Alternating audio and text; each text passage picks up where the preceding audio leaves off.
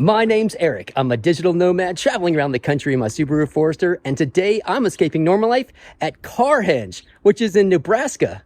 Yeah, Nebraska. Who would have figured? We're taking our shot, bring what you got, the place where I wanna be. Going on stage headline on a Saturday night. Oh, oh, oh, Saturday night. Oh, oh, oh.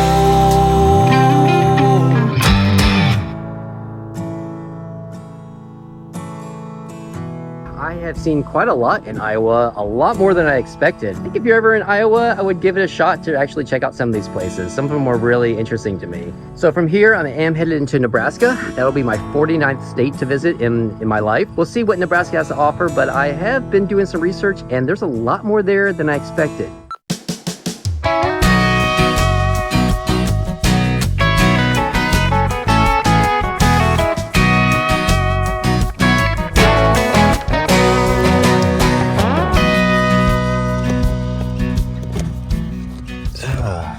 Well, what a lovely parking lot to sleep in.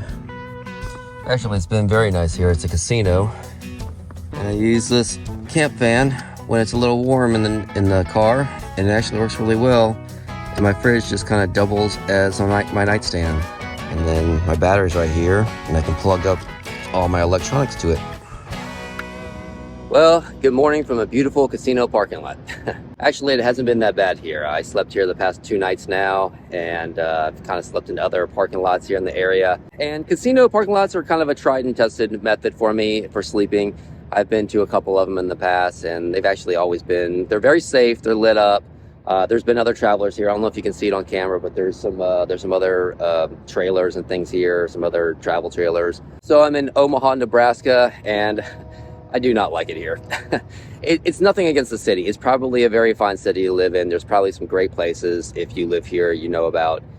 But it's just a city, man. I'm not a really big city person. They all feel the same to me. It's congested. It's hard to get around. It's loud. I just don't really care for it. I really only came here for 3 things, and they were all mail related. One is I talked about it in my last video that my car fridge was acting up. It was freezing everything. The compressor inside it was just running. Well, the company did go ahead and send me a new one. It's right here. That's a train. I didn't hear that all night. That's good. But the fridge is right here, and so far so good. It's the replacement unit, obviously. At first, they wanted me to send in the bad one, and then they would send me the good one, and I was like, no, I can't do that. I live in my car. I need this thing full time. So they were nice enough to go ahead and send me the replacement unit first. So I had to pick that up at a FedEx. That's where they were shipping that. Then I had to go to a regular post office to pick up my tag renewal. That was due because my birthday is in just a few days. And I had to pick up something from an Amazon locker.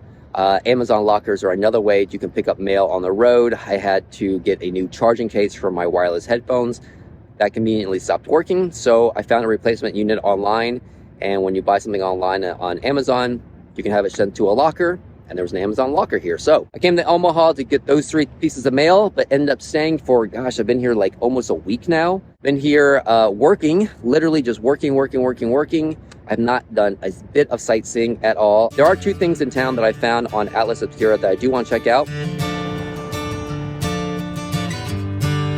I'm in the little town of Dundee, which is located in Omaha, Nebraska. And this is the site of where a Japanese balloon bomb exploded over the skies of this small town on April 18th, 1945. The idea was just that. Japan sent over all these balloons that were actual bombs. Mostly they did it because they thought the military would then respond to the explosion, and that is where they knew that the US would have a high concentration of military, and they knew that would be an area of attack in the future. The bomb did go off over the skies of this small town, but no one was injured. There were actually a few of these balloon bombs that were found in America, but the plan completely backfired on Japan because the US kept every single bomb that they found under wraps until the day that Japan surrendered.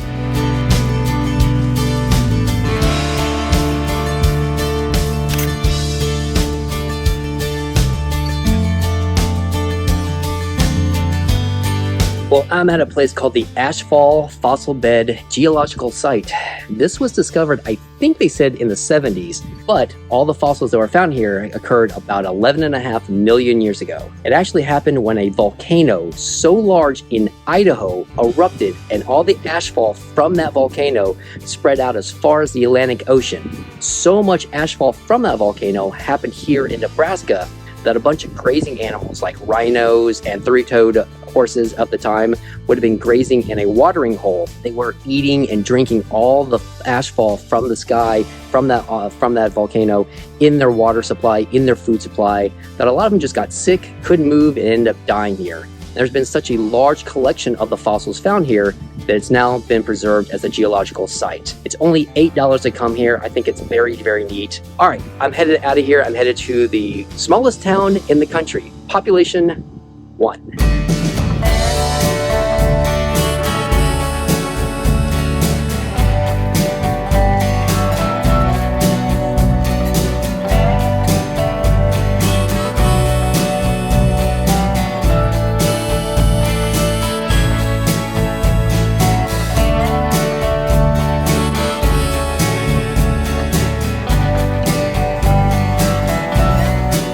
Good morning from the smallest town in America. I'm in Monowai, Nebraska, and it has a population of 1. Her name is Elsie, and she actually owns and operates this tavern here, the Monowai Tavern, which is one of only 3 buildings in the entire town. It's this tavern, Rudy's Library, which was erected and built after her late husband.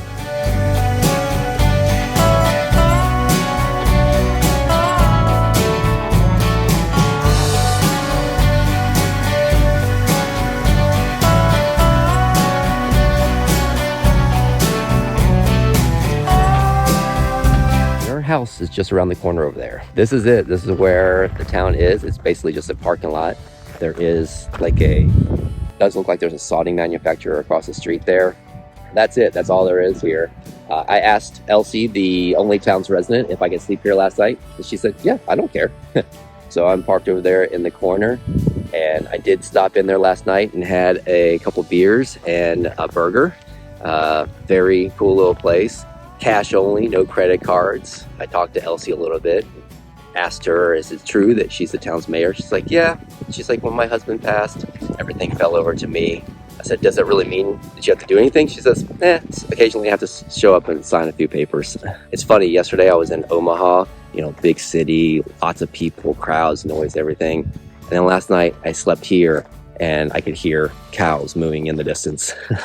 All right, so this morning I'm headed to a place called Sand Hills. I don't know much about it. It just looks really cool in pictures, and it came up as a place to check out in Nebraska. So that's where I'm gonna go.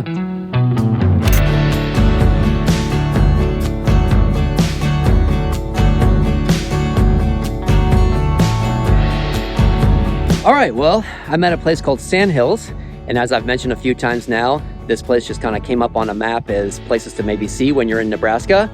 And it is very nice and beautiful, don't get me wrong. It's very desolate. This is the road I came up from behind me. We've been driving on it for a few miles now. There's nothing on it but a few ranches and things. And that's the road I'm headed to. Just kind of keeps on going into the middle of nowhere, in the middle of these hills here.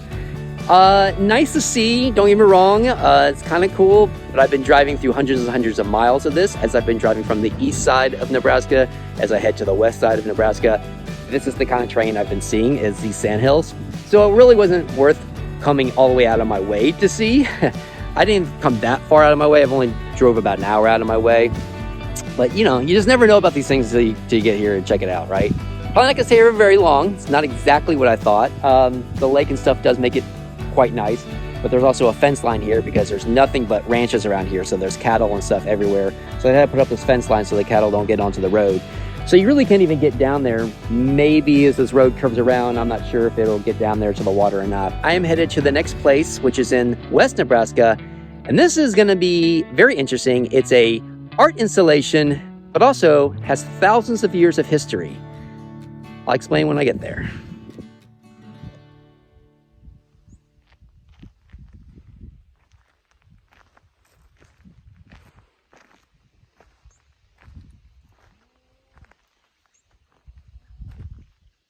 Well, good morning from Valentine National Wildlife Refuge. I saw this place on a map last night before I got into the area, and it just looked like it'd be so remote, and I didn't see that it was private land or anything. So I drove out here to scope it out as a place to sleep, and voila, stayed for the night.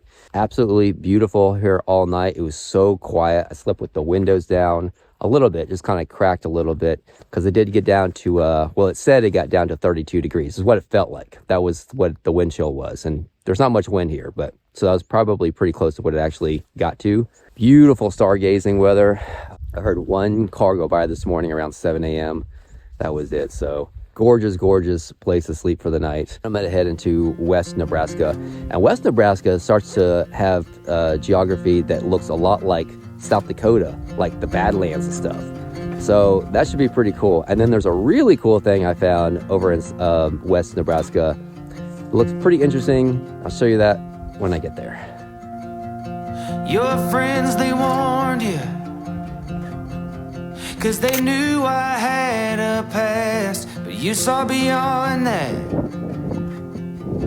Yeah, you Good thing there's a tank here to protect this American Legion building. Now you're dancing at a party with somebody and he won't let you go. You'll go home with someone new while I'm sleeping alone. It should have been me there under the neon light, kissing you slowly. Well, all right. Well, I'm at a place called Carhenge, and it's exactly what it sounds like. It is a Stonehenge built out of cars. This was built in 1987 by a guy by the name of Jim Renders, and he lived in England actually. And when he came back home to the small town of Alliance, Nebraska, he decided he wanted to build the Stonehenge of the West. But he wanted to do something other than just rocks and stones, because there wasn't a big abundance of that out here. So he had an abundance of cars, and that's what he made it out of. Cars actually were the exact same size, pretty much, of the boulders and rocks used in the original Stonehenge, and it only took them 6 days to build this versus the thousands of years it took to build Stonehenge. This is completely free, so if you find yourself in the west side of Nebraska, you should definitely check it out. Should have been me there under the neon light. It should have been me, yeah, under the neon light. Should have been me, yeah, who takes you home tonight?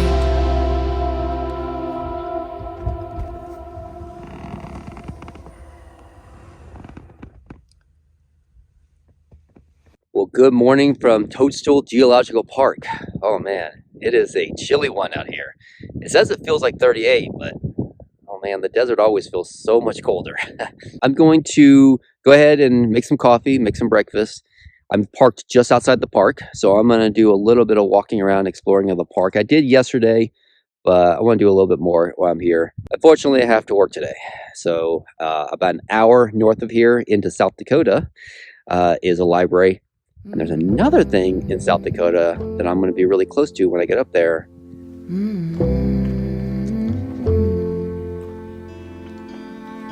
Where is the line between dreaming and feeling blue? It's 4 o'clock in the evening. I haven't left my room, but the truth is, if I'm honest, I feel stuck here in the middle. Am I one of those crazy people? Should I stay here or should I let go? You know what it's really like being in a place that's this quiet?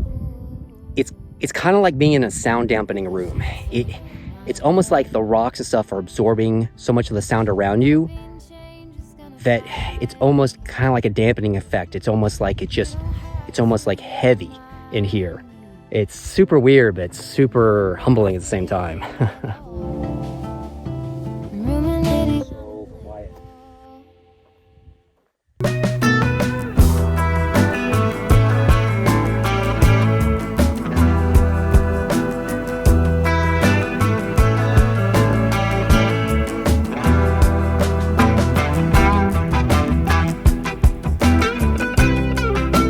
Well, I'm at the Mammoth Site. This is actually in South Dakota. And I realize this video is all about Nebraska, but this was only about an hour north of me. And it was one of those things that I thought I might be a little bit remorse if I didn't just take the opportunity to drive up here and see it. This is actually the largest site of mammoths ever found in the world. And it was discovered in 1974 when a housing developer was clearing out the area for some real estate. They actually noticed some bones in the water, and when they started looking into it, there were mammoth bones. And the reason there's so many mammoth bones here is about 140,000 years ago, this area was actually a big sinkhole. And it was filled up with water over time, and there was actually some vegetation and other things around the area. And so that attracted mammoths in the area to come get a drink of water and actually get some lunch with some of the vegetation that was around. Well, the edges of the sinkhole were very slippery, and as mammoths got close to the water to drink and eat, they actually fell in, and they couldn't get out because it was very, very steep. So they ended up treading water as long as they could, but eventually just drowned. And as their bodies and everything sunk to the bottom, over time, those bones and things got filled up with sediment, and we are left with the large collection of bones that we have today.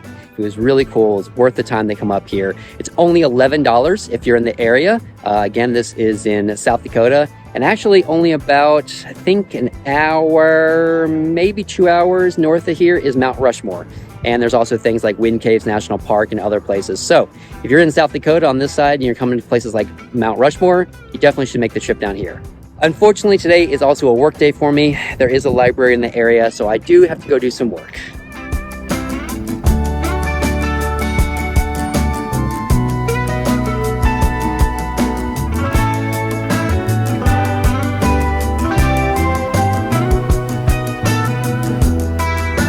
You know you're out west when your subway also has a casino.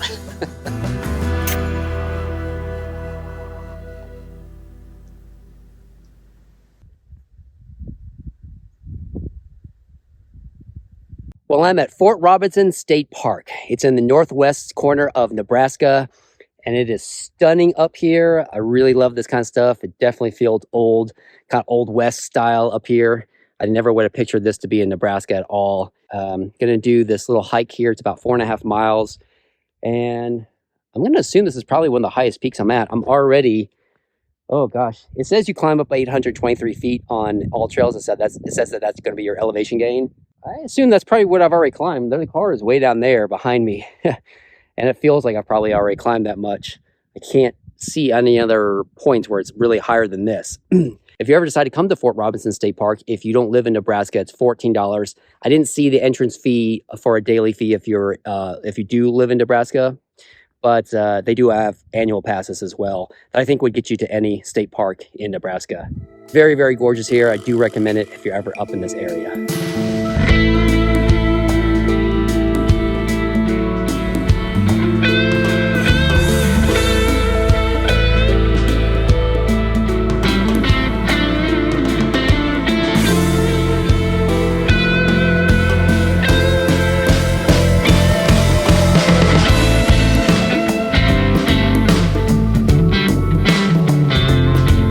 Well, that was a nice little hike.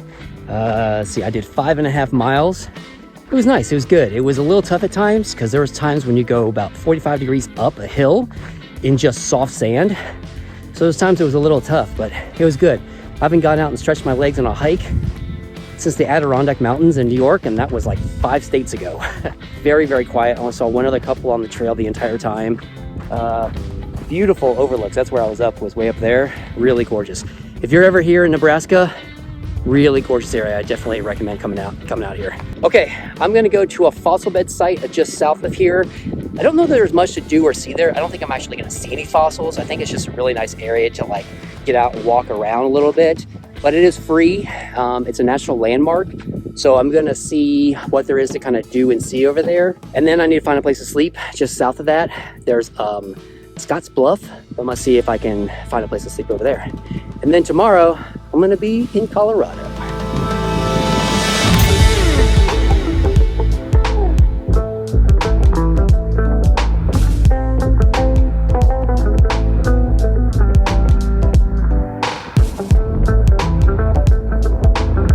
All right, well, I'm at a place called the Agate Fossil Bed. This is a national monument on the western side of Nebraska. And I did a little bit of reading before I got here to kind of get an idea of what to expect. And I didn't think that you would actually see any fossils out here, and that's true. There's no more fossils to be found. Well, I'm sure there's plenty of fossils to be found, but none that are just sticking up out of the ground that you can see naturally. Anything that was excavated has now been taken to museums in Nebraska and other universities for study. But it is still a very beautiful area. It's a very easy trail to come out here and see the excavation site, which in the early 1900s, I think around 1902 or something like that, is when they started discovering some bones out here. The bones that are here date back to 20 million years ago. And by contrast, dinosaurs lived between 65 and like 200 million years ago. So definitely some unique extinct animals, bones that they found here. A lot of bones from animals that resemble modern day rhinos and camels and coyotes and things like that. Still a nice area. The trail coming here is all paved, very easy. Anybody could do it. It's only like 2.5 miles round trip. And it's just a nice, beautiful area. It's just very desolate out here. There's not a lot, which I love. I love remote places like this. They're beautiful, and it means it has a lot less people too. All right, well, as beautiful and nice and serene as this is, I am headed south. I'm going to another national monument. This time I'm headed to a place called Scott's Bluff.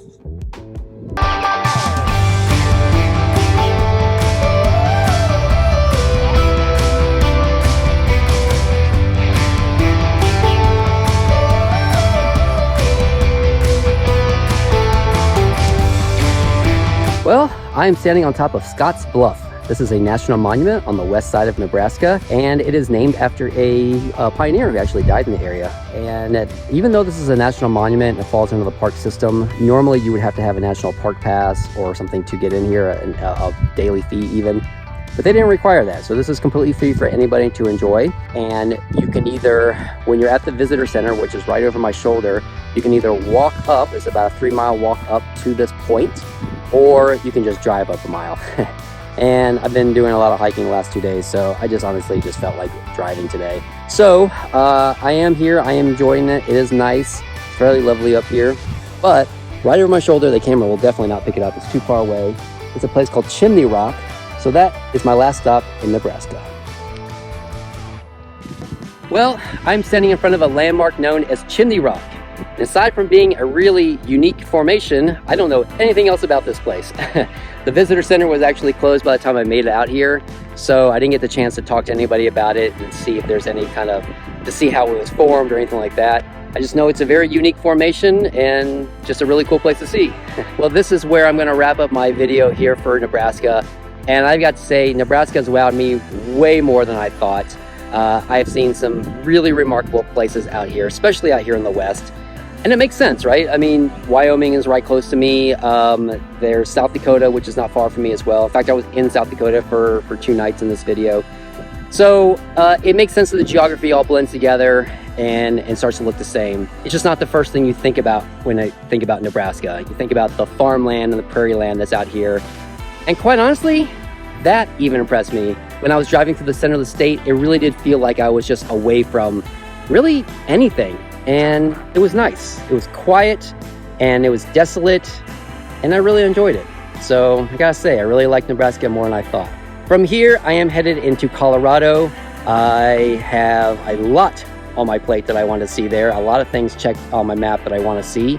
I've actually been to Colorado before, but only in the Denver area. And I've been to like the Rocky Mountains and stuff, but I am absolutely wanting to go back and explore more and more time there. It's a state that I've always wanted to go back to and explore for a long time. Just every time I went by it, it was always just way too cold. So now that it's still very hot and warm, it's gonna be a great time to go out there and check it off my list. So I can't wait. And my first stop to get there is gonna be at a friend's place. As always, thank you for escaping normal life with me.